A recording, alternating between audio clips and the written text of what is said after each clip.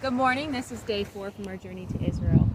Today, once again, I'm standing at the Dead Sea this morning. We're up early trying to catch the sunrise. It's super windy. Today we will be traveling on towards Jerusalem, but before that we will go to places like Masada or Ein Gedi, where David hid from King Saul, and a few other places, so come along if you would like to see that. And once we end in Jerusalem tonight, the next few days we will be where Jesus' ministry really was and where he was leading up to his crucifixion. So join us if you would like to see that.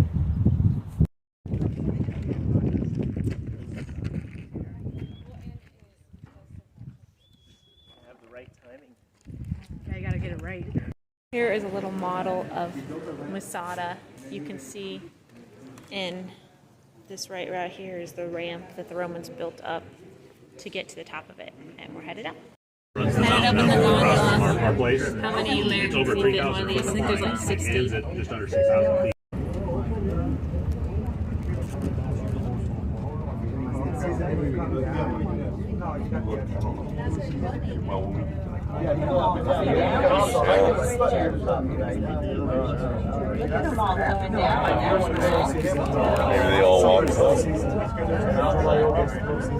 They didn't tell you guys that we have to walk down?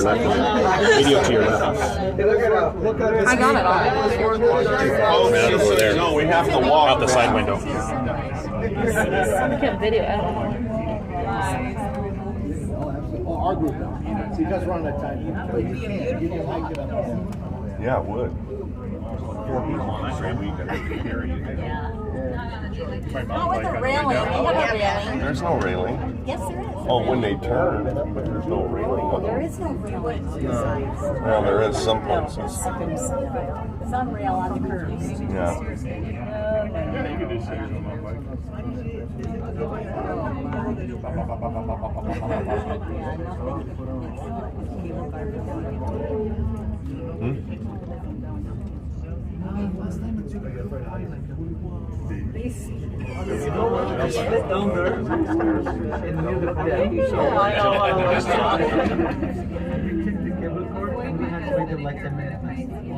We're almost there.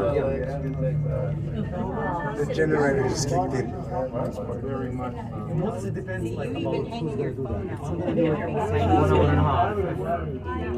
A lot better.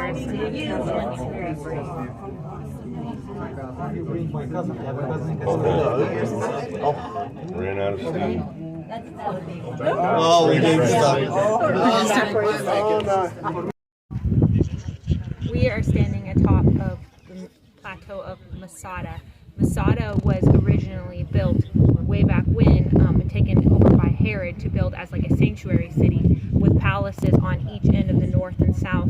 Later on, Jewish zealots or like rebels came and overtook the city and lived up here, about 1,000 of them with their families. The walls built around it were like 13 feet high, encasement walls, which means there was 2 walls back to back, so it was 2 13-foot walls around the whole plateau. Later on, Romans wanted to take over and seize the city from the Jewish zealots, and the Jewish rebels fought and eventually became overtaken because the Romans built a ramp on the short west end to climb up and overtake the city. The Jewish rebels decided that they would rather die than become slaves to the Romans. They would kill their wife and children. It got down to the last 10 of them and decided on who cast lots on who would remain the last guy, who eventually fell on his sword, and the Romans overtook it at that time.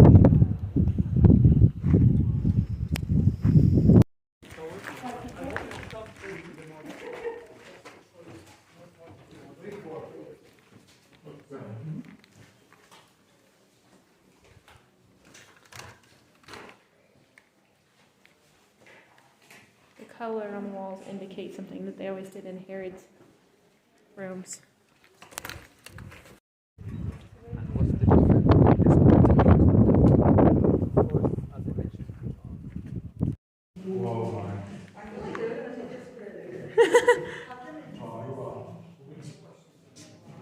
So all this is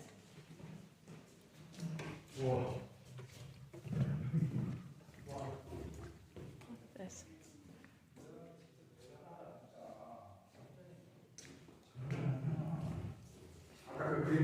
This is the bathhouse of King Herod. Below us are all the storehouses, shelves, old pots of food, because this was a sanctuary city. Down to the northern palace, currently right now. This is one of the layers, the middle terrace. This is the northern palace. You can see the coloring of Herod's, the Forzics, I believe. Look at inside. You can tell at one time it was probably a really beautiful, magnificent palace. He created everything elaborately. Look at the colorings. These are still from Herod's time. They would put paintings on the walls. Those look like maps.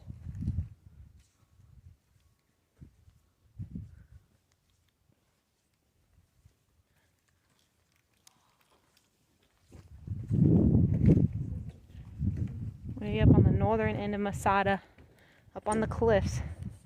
They said they don't even have evidence that Herod ever came here. He just had it prepared as a sanctuary city in case he had to come up here. Hear it with the wind. This is the ramp the Romans built to get up.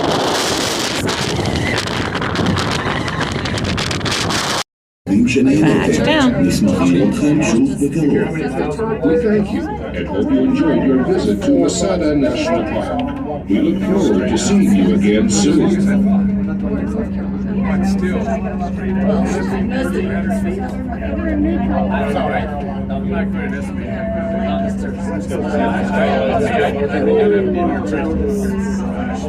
We came with them on their tour.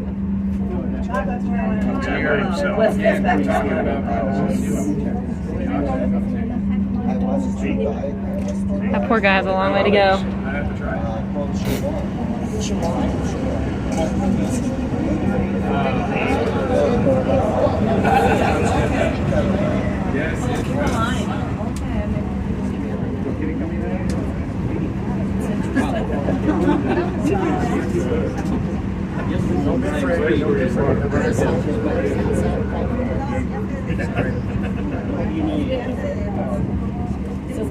You're gonna run here practicing this tonight?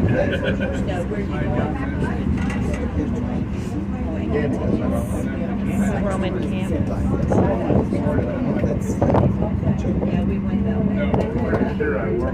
You said it was easier to breathe than in Montana? Oh yeah. Because the elevation's a lot lower. Oh, interesting.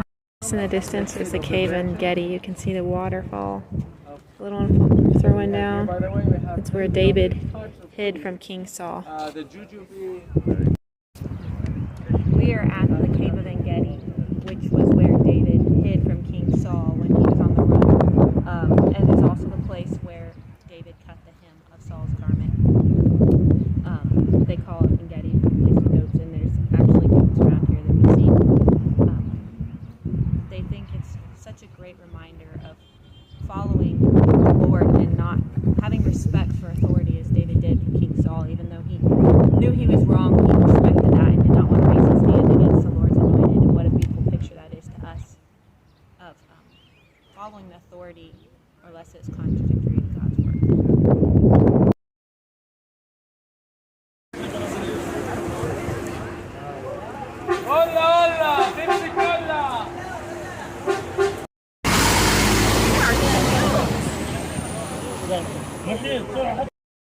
This is part of the walls of Jericho. It's super hard to hear, probably because it's windy, but this is one of the oldest known cities in the area, roughly like 8,000 plus years old. But there's so many layers of civilization that are built on top of it. They dug down, and this is some of the remains of the walls. They found so many schools and stuff, just indicating when the walls caved in, all the people that were in here.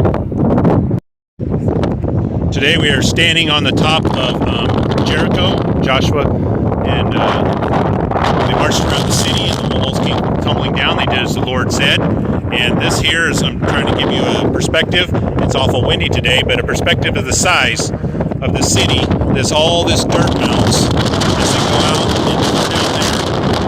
You see people kind of get a size of what it's like. And it comes around, and that's the city, the size of the city of Jericho that they had to march around for 7 days, and then 7 times on the 7th day, and then blow their trumpets. And then these walls all fell inner, and now they're just a heap of gravel.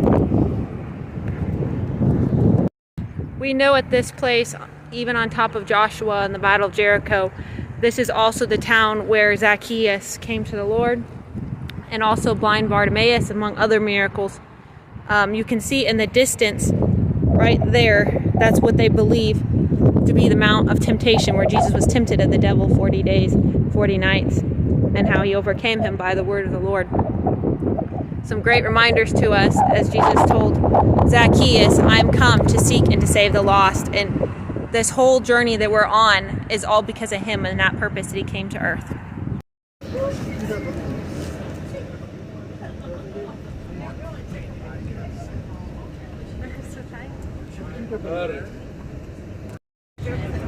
Look how little this banana is.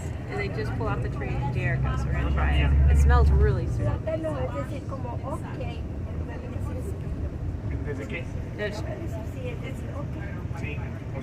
tastes a little different for sure than American ones, but it's like really sweet with like a different taste at the end. I don't know, it's good. Here is overlooking Jerusalem. Straight ahead you have the Mount of Olives. Over there is the Kidron Valley, and you can see the Temple Mount.